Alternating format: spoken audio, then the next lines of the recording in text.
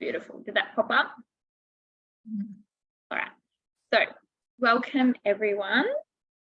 Just want to say hello and welcome to the first webinar on dealing with your diagnosis. My name is Bree. I'm the Health Promotion Coordinator for Arthritis Queensland, and presenting with me today is the lovely Jess. So if you don't know Jess, she is the Health Promotion Manager for Arthritis Queensland, and she's an absolute wealth of knowledge. So we're very lucky to have her tonight. And I would also like to welcome Mary. You might see Mary's face pop up on the screen. So Mary is the health educator for Arthritis New South Wales. So Mary is actually replacing Kat, who used to do these webinars. So you'll be seeing Mary quite a lot during the year, and it's so lovely to have you on board, Mary. So welcome. So as mentioned, today's webinar is on dealing with your diagnosis. This is obviously a sensitive topic, and it can be so different for everyone. But we will discuss some generalized ideas on how you can talk to your loved ones about your diagnosis, and some tips in there for your loved ones to consider regarding the care of you and your arthritis as well. So as I mentioned, we'll be asking some questions during the webinar. So we'd love to have your answers and your lived experiences shared in the chat box. Okay, so this presentation contains general information and advice. So every effort has been made to ensure that that information is accurate and reliable, and the information in this presentation is not a substitute for your individual treatment or advice from your doctor or health professional. So always consult with your doctor or healthcare provider to obtain individual medical or treatment advice. In the spirit of reconciliation, Arthritis Queensland and Arthritis New South Wales acknowledges the traditional custodians of country throughout Australia and their connections to land, sea and community. We pay our respect to the elders past and present, and extend that respect to all Aboriginal and Torres Strait Islander peoples today. So we're going to be focusing on 4 different topics today. So the first one is understanding grief. So we'll be discussing what it is and that it's okay to grieve. And we'll be also comparing grief to depression as well. Topic number 2 is looking at ways to cope with grief. And the third topic is explaining your condition. You know, there's sometimes a stigma attached that only older adults get arthritis. And this is part truth. You know, osteoarthritis is certainly more prevalent in older populations. But however, those with inflammatory or autoimmune arthritis, like rheumatoid arthritis, sciatic arthritis, ankylosing spondylitis, and juvenile idiopathic arthritis, they're often diagnosed as younger adults. So you can get rheumatoid arthritis at any age, but it's most likely to show up between the ages of 30 and 50. And the average age on onset of ankylosing spondylitis can be 25.7 years. And of course, JIA can be diagnosed as young as 3 months of age. So the fourth topic, the last one, is the partner caregivers tips. So you may have arthritis, but you may also care for someone who has it. And we'll be providing some tips for you to consider regarding the care of your loved ones with arthritis. So the first topic, understanding grief. So grief is quite common and is the normal internal feeling one experiences in reaction to a loss. So you may feel sad, emotional, lonely, anger, or feeling annoyed, and you may cry. Grief may have similar characteristics to depression or anxiety, but it's not either. And we'll talk more about this in the next slide. Although most commonly discussed in reference to the death of a loved one, grief can also be due to any major loss. So for example, you may grieve through a relationship breakup, or even a job loss, or a loss of a living situation, and you most certainly the loss of physical function or physical health, or even anticipating one's own death. So now we're going to use the chat box function, and we're going to do some fact or fiction questions. We've only got 3, so I'd love for you to write your answers in the chat box. So the first one, do you think grief is the same as depression or anxiety? So fact or fiction? What do you reckon, Jess? I'm going to say fiction. Yeah, that's exactly it. So it is fiction. All right, so the next one, fact or fiction. Is grief only in response to the death of a loved one? Or do you reckon that's fact or fiction? Yeah, good work, everyone. Fiction. It is fiction. Well done. All right, and the last one, do you think grief comes in particular stages or phases? Fact or fiction?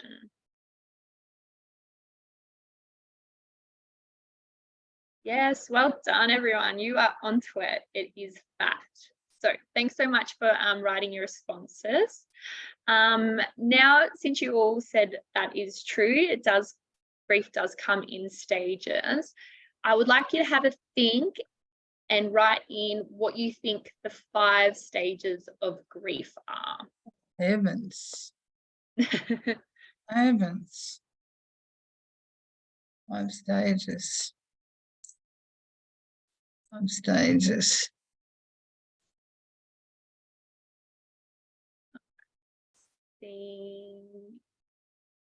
Now, I might give you a hint. The first one is shock or disbelief.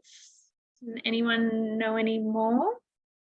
There's an extra 2 in there. Yes, denial, acceptance, absolutely. Yep, anger, disbelief, yep. Bargaining, absolutely. Well done.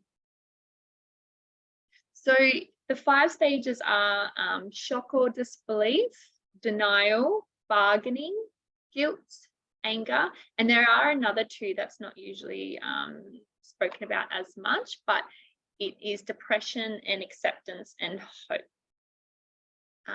There are many theories of grief. To most popular, they're the 5 stages of grief. However, this theory is now outdated. The stages of grief don't have to actually occur, and they don't have a specific order at all. They can reoccur as many times as part of an individual's specific grieving process. So when people say once you go through all the stages, then you're cured of your grief, that's not true. People can go in and out of these stages and phases, or feeling the loss and grieving as well. So some modern theories of grief and loss are neither stage-based nor passive. Instead, the individuality of grief is respected. So what one person may find as a grieving experience or a grief experience, the other person may not. So the sense or meaning that each person makes of their loss can be really quite different. And it's also really respected that it's healthy to maintain connections with the deceased person or object. And it is respected that individuals are simultaneously oscillating between attempts to cope with the loss itself, as well as cope with finding themselves in this new changed world. So, grief versus depression. So it's important to note the similarities and differences between depression and grief. Grief is also known as bereavement. So grief is not depression. However, grief can trigger or may trigger clinical depression. And grief is specific to the loss, and depression is more broad and it's more generalized. So it's important to note that mental health disorders can be really quite common for people with arthritis, especially during their diagnosis as well. And this is really quite seen in lots of studies. So it's really important to note to seek help from the support of the people around you, as well as your healthcare team. And we advise to seek support services when required. And we'll also have a list of these ones at the end of the webinar as well. So the mood and effect of grief is feeling that loss, it's feeling that emptiness, but it sometimes can be accompanied by positive emotions like humor as well. With depression, you may be in that feeling like that depressed mood, with the loss and ability to feel pleasure and lacking those positive feelings. So when you are grieving, the time and course may decrease over time, and it may come in waves or be like a pendulum with pangs of grief, where depression can be really quite consistent over time. When you are grieving, your thoughts or memories may be focused on the deceased or the type of loss you're experiencing, where depression can be non-specific thoughts. It may be self-critical thoughts or dwelling on those negative feelings. Your self-esteem is generally preserved while grieving, but you may at times self-loathe, but it can often related to regrets, where depression may come with feelings of worthlessness, and self-loathing is also common as well.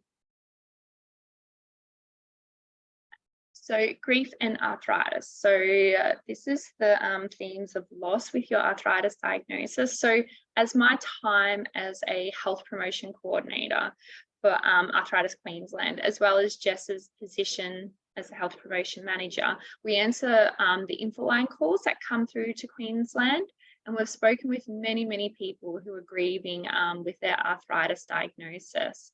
And these are just some quotes that we've experienced with our infoline callers that have addressed their grief.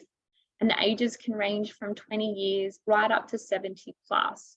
And it really does include a variety of conditions such as osteoarthritis, sciatic arthritis, rheumatoid arthritis, ankylosing spondylitis, and fibromyalgia. So the first quote we've got here is, "I can't keep up with my duties, and at work, the fatigue is almost debilitating and my memory is so poor." The next one reads, "It's almost as though I'm grieving my past good health and physical abilities." The next one, "I need to get used to my new body and it can really get me down." "I want children someday and wonder how things will pan out. It can get me down thinking about it." And the last one is, "It's not just work, but I miss my social life. I get sad and angry that I can't participate like I used to." All right, so using the chat box function, what are some themes or common issues that you can identify here among these quotes and how these people are feeling?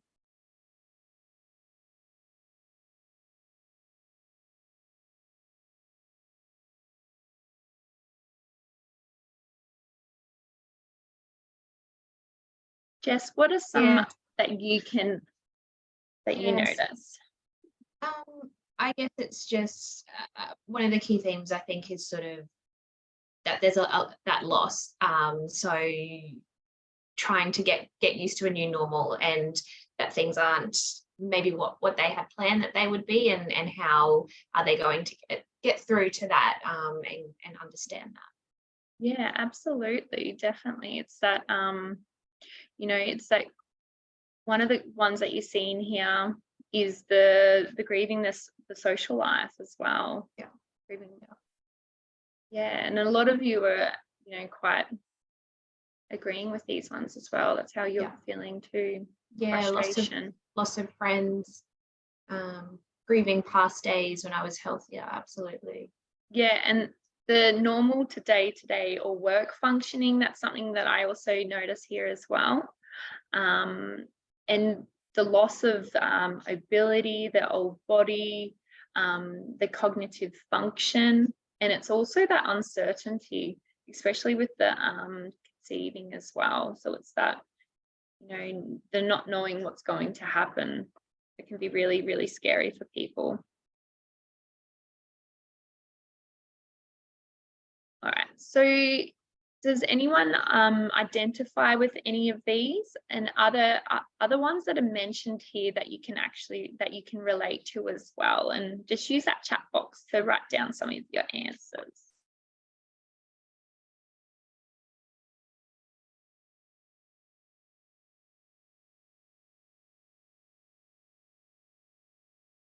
Yeah.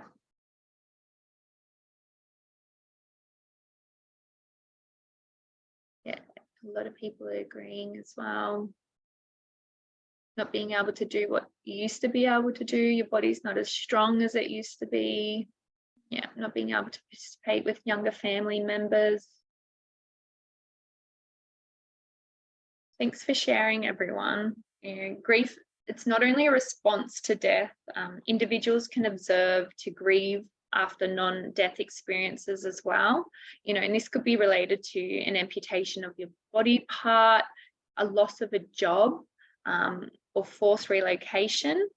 As compared to life transitions such as death of a loved one, these non-normative life transitions can also cause grief reactions, such as unexpected early retirement or a divorce, loss of financial security, or even, as these quotes, that loss of mobility as well.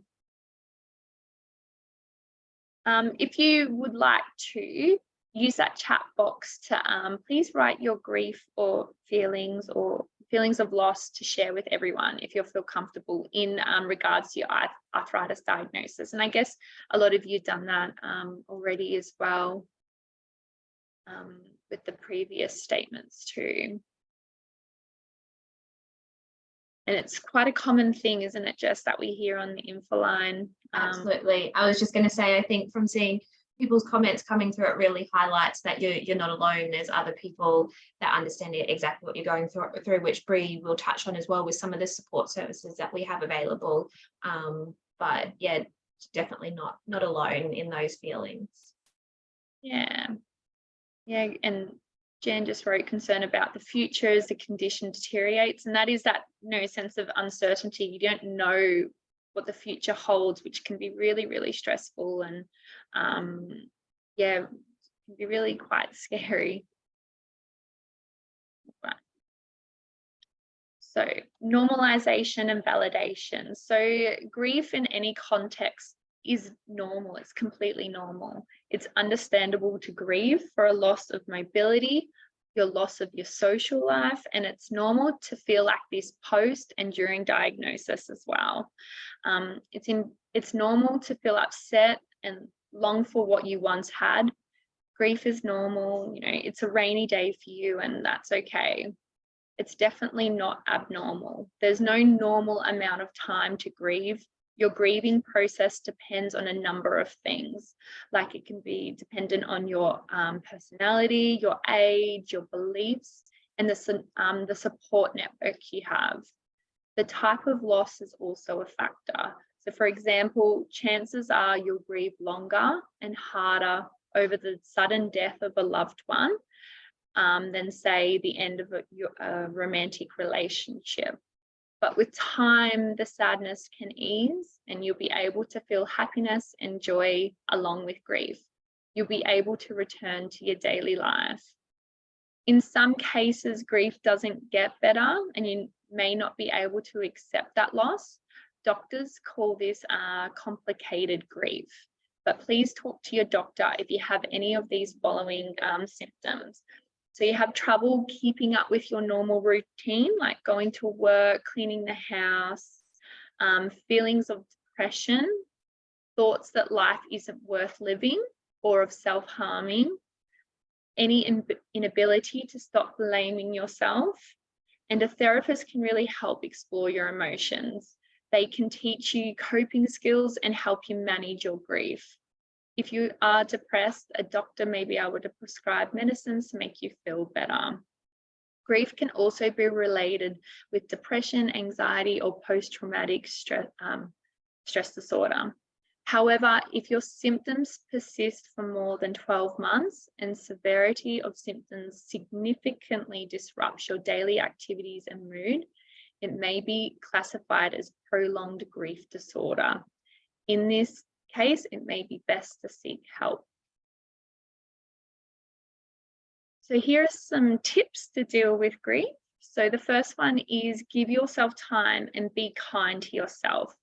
Accept your feelings and know that grieving is a process that may come and go in waves. It really helps to talk to others. So spend time with your family and friends and don't isolate yourself. It's important to take care of yourself. So exercise regularly when you can, eat well and try to get good sleep, and see a psychologist and ask for that professional help. It's important to find new or return to your hobbies and exercises. So get back into those activities that bring you joy, use them as a distraction, and also figure out and trial those things you can still do with your body. It might be modifying your exercise routine or finding a new exercise mode that suits you. You can speak to an exercise physiologist who can help create a workout plan that suits you and your arthritis.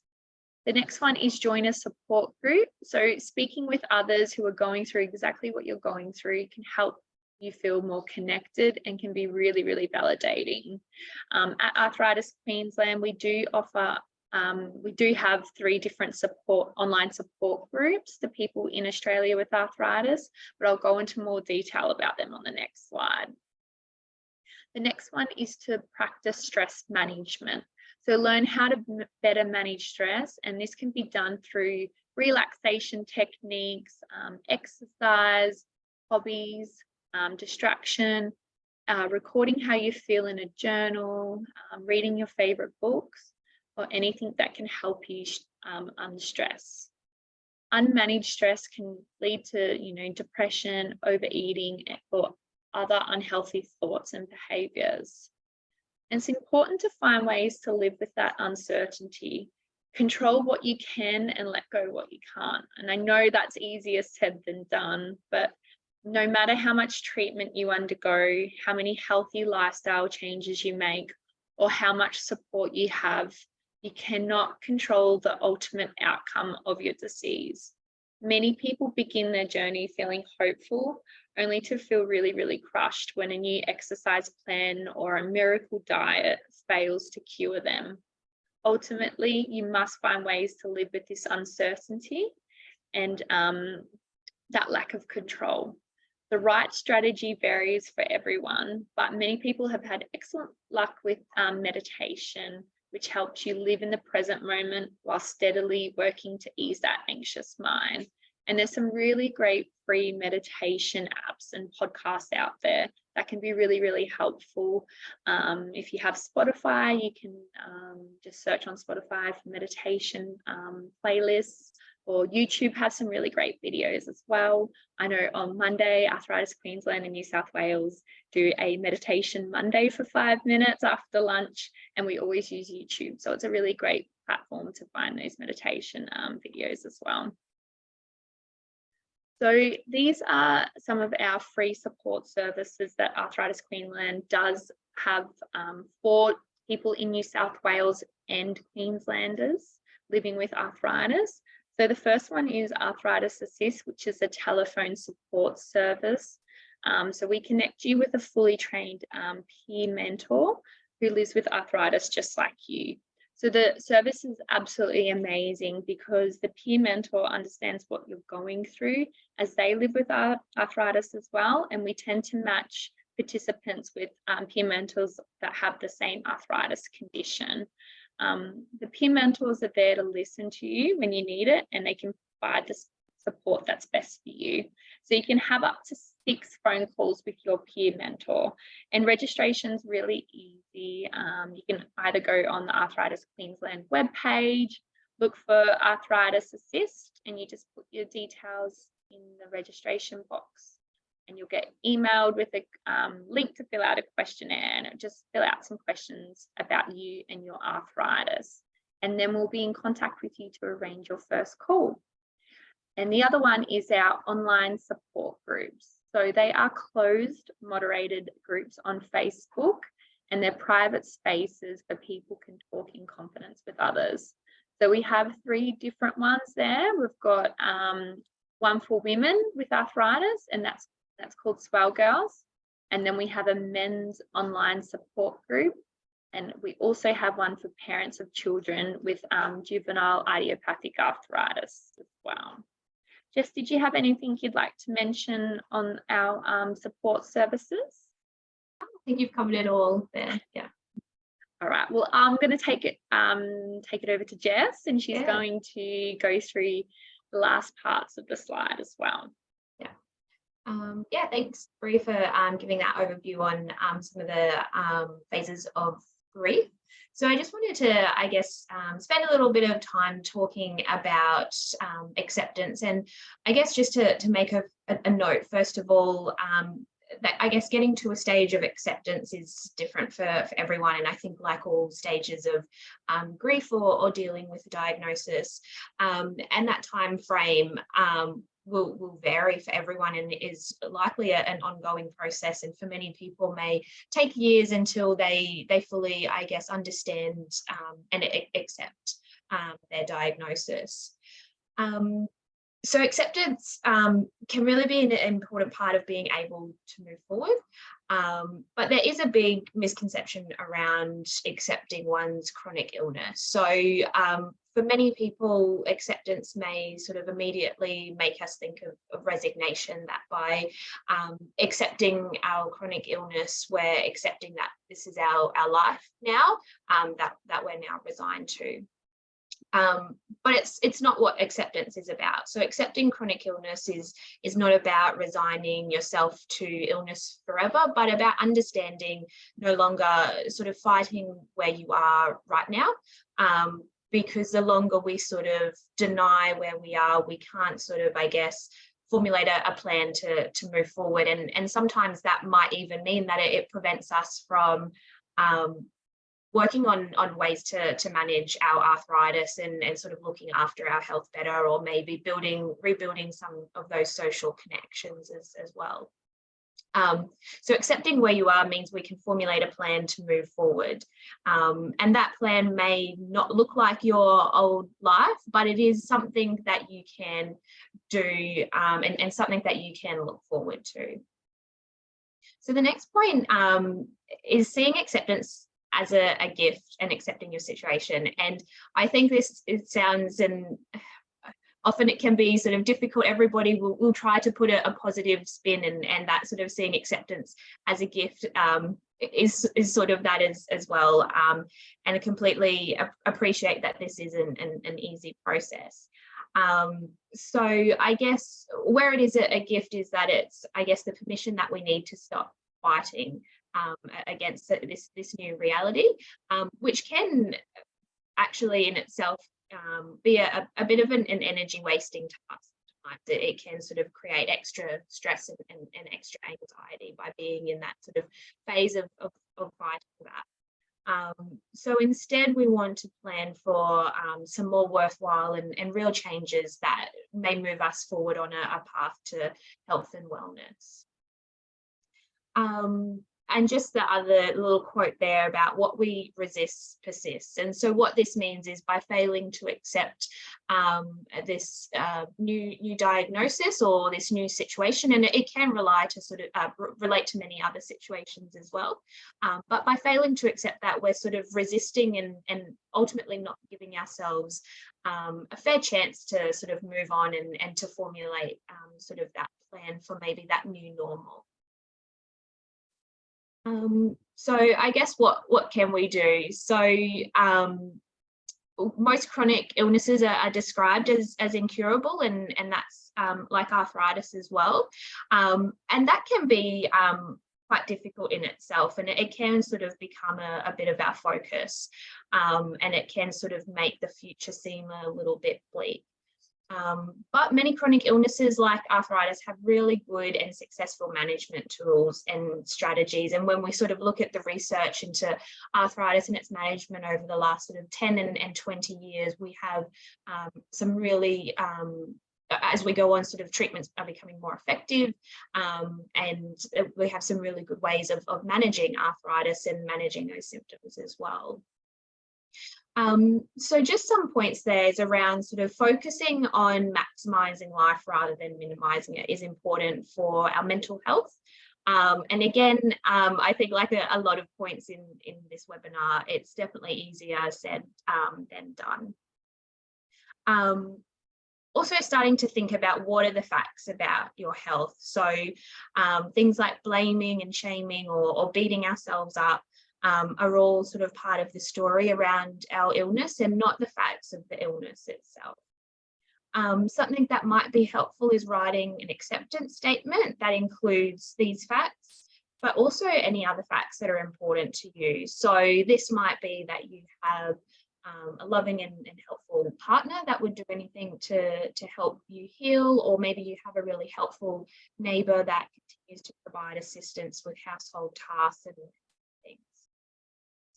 And when sort of going through this process of writing an acceptance statement, of course, feel free to sort of let your emotions come out and express your emotions, and that might be crying or having rage or whatever you do feel that you need to do, because I guess the act of acceptance and it can be quite challenging in itself. What else do I have here?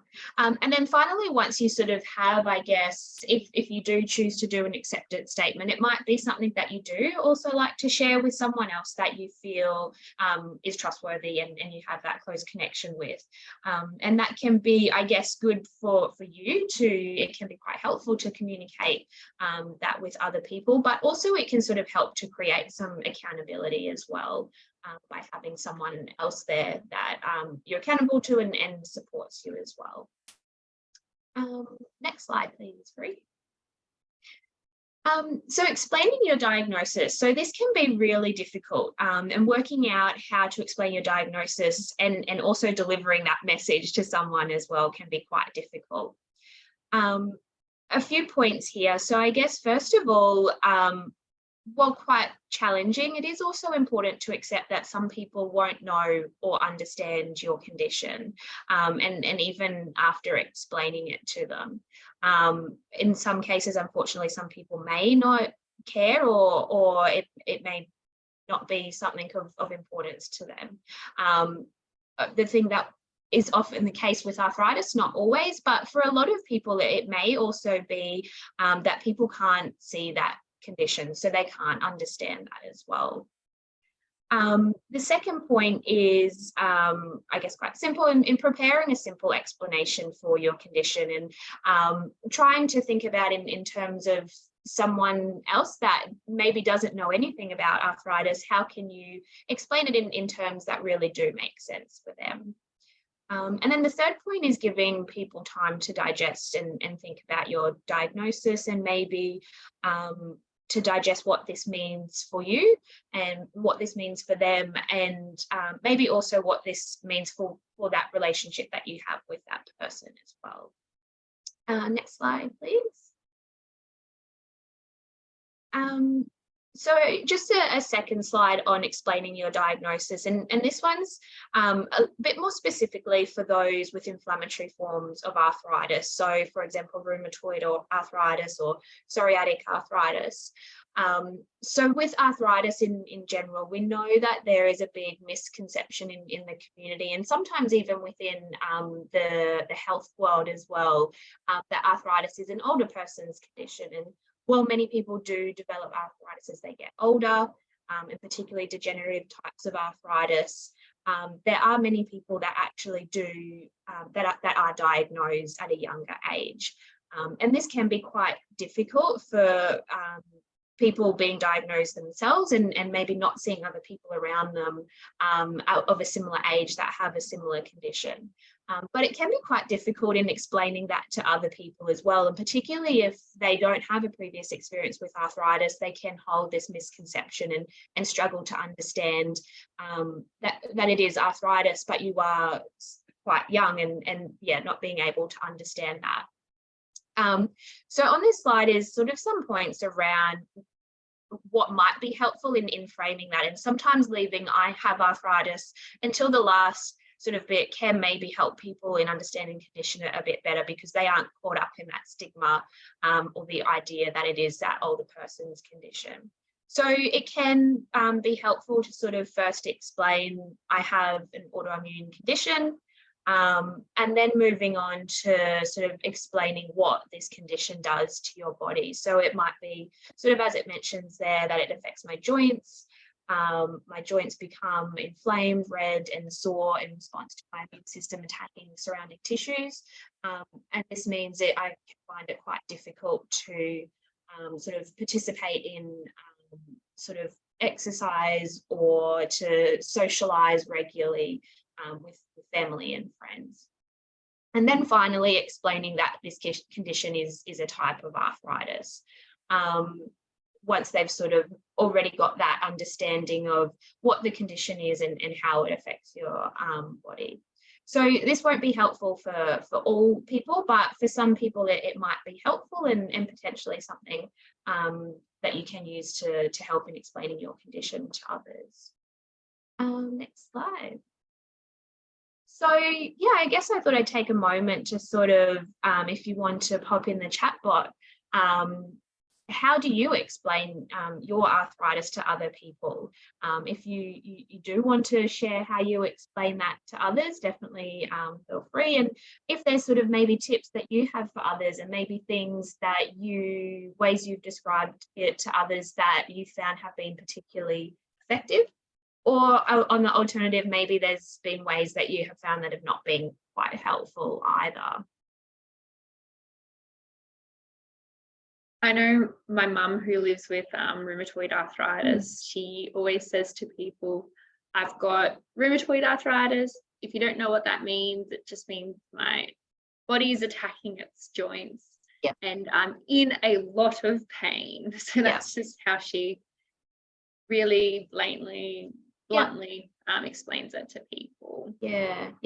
Quite simple and getting really to the point of those key symptoms. Yeah, because a lot of people that don't know much about arthritis just thinks, oh, it's just, the older people that get it, but they don't realize there's, over 120 different types of arthritis, and there's some that attack the body and then some that's non-inflammatory. So it's, it can be really quite surprising for some people when you do explain your arthritis condition to them and what that actually means. Yeah. And also, I think that it's not just the pain, and there is so many symptoms and so many ways that arthritis can affect people. And I mean, on top of that, the medications, there can be side effects of medications and things like that people really don't understand. Yeah, absolutely. Yep, being immunosuppressed, that's a really good point as well to make when explaining to people, because again, I think that's something that people don't think of if they don't have that previous experience with arthritis, and that can be something that does have a huge impact on how people go about their lives and manage their condition when they are immunosuppressed. Yeah. Was there any other messages coming through? I'm not sure Bree might be able to keep a check-in. There's a couple more coming through now. Yeah. I say I have Arthur. My mum calls it Arthur as well. And I think one of the comments there just made me think of another key thing that we know the way that arthritis occurs is that it can have symptoms that can come and go as well. And that's another thing that, of course, can make it quite difficult in helping other people to understand what it's like and what your condition is, because at times you may feel a lot better and you may be able to do more. And then, of course, at times it can be completely flipped, and it can be quite difficult with a lot of fatigue and a lot of pain. So I think making that key point as well is that it does come in waves, and it can sort of have flares and times where things are quite good as well. Absolutely. Would you like me to go on to the next slide? Yeah, I think if you want to pop to the next one. So there's just some, I guess, tips for partners, caregivers, and friends on this slide. And we may or may not have partners and friends and family joining us. But it is, I guess, information that we can pass on to others. Bree, and as Bree mentioned, that we take a lot of our information, info line calls, and it is something that we hear is quite common in sort of how can I help someone, how can I help my partner or a loved one to understand my condition better, and sort of working through that process. So just a few tips here. And while we absolutely focus on the person with arthritis and how they manage and cope with their condition, you also do interact and live with other people. And it would be great if we can, as best we can, help them to understand and have the I guess, have those people helping you as best that they can. So I guess also understanding for them as well, living with someone with a chronic illness can also be difficult too, but we want them to be able to be quite supportive. So if you were a partner or family, a loved one, first of all, acknowledge your feelings. So loved ones may also grieve or be emotionally affected by having a close loved one being diagnosed with a condition as well. It could be that the relationship may have changed, and there's also things in their life that have changed as well. So it's good to be open and honest about feelings and coping mechanisms, and talking to others about that, and acknowledging those feelings. As a loved one, trying your best to understand the condition. So it may be asking them about questions about their arthritis and how it affects them. Like we mentioned, understanding what a good day is, and also maybe what a bad day looks like. Maybe what medications they take and different side effects, maybe how it impacts them, and maybe barriers to doing certain things. Sorry. Learning to listen, I think for some people can be quite natural, but for others can be quite a difficult skill to learn. So the little picture on the slide sort of has some of those really key active listening skills and techniques. And sometimes even just a simple thing of listening, and for someone living with arthritis, feeling that they are listened to and they are heard, it can be quite powerful, and maybe for some people that may be all that they need. So not always having the answers and not always fixing the situation, but using active listening to really understand what it may be that person is experiencing, and acknowledging that. Accepting that you won't be able to make the pain go away. So this can be quite a difficult one. People may feel, I guess, sort of take that on, and it may be a bit of a burden in that they know that they have a close loved one that is experiencing this pain, and it's not something that they can fix or that they can necessarily help with, other than sort of being there to support them. Making plans, but be flexible. So this is I guess, really practical, and it can be frustrating if you may sort of have planned activities or planned a day out with a friend or a loved one, but understanding that something may have happened. For example, maybe they didn't sleep well last night, or they've had a flare up and they're now in a lot of pain.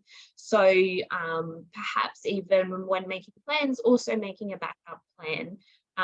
So instead of maybe going for a bushwalk, maybe there's another similar place you could go to where you could drive to the lookout rather than walking, or things like that. And asking how you can best help.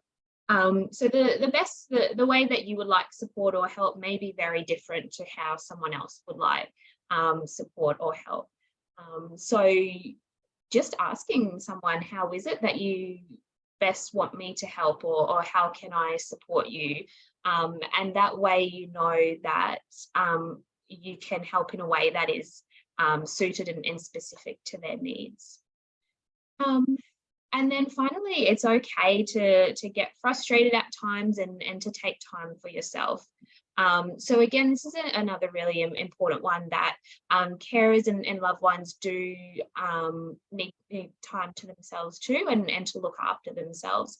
And it's also particularly important because rather than taking that frustration out on someone else, and particularly the person with arthritis that is maybe going through a lot themselves and already in this process of dealing with their diagnosis, it is important to take that loved one to take the time to themselves to be able to deal with those frustrations or those feelings that they may have occurring.